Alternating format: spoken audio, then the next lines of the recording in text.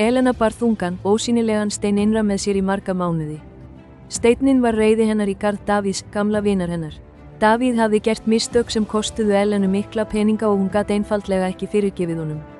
Ég get ekki sleppt honum, hugsaði hún. Hann eyðilagði allt fyrir mér. Beiskja hennar óx eins og illgressi, stal hamingju hennar og lét hana finna fyrir þreytu allan tíman. Einn sólríkan síðdegi hitti hún gamlan, vitran mann í garðinum.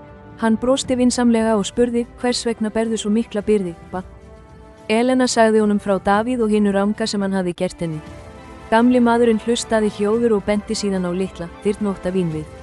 Að halda í reiði eins og að halda í þessa þyrnóttu vínvið, sagði hann. Það særir þann sem heldur henni miklu meira en þann sem olli henni. Hann sagði henni, fyrirgefning ekki gjöf fyrir Davíð, hún gjöf friðar fyrir þig. Þú átt skilið að vera frjáls. Elena hugsaði einföld orð hans.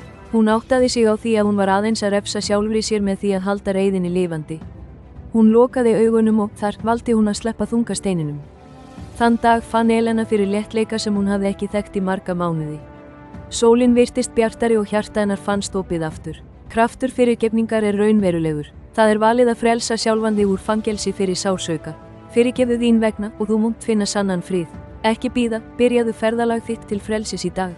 Vinsamlegast gerist áskrifandi og skrifið athugasemd með ykkar eigin lækningasögu með því að nota Ísalandi.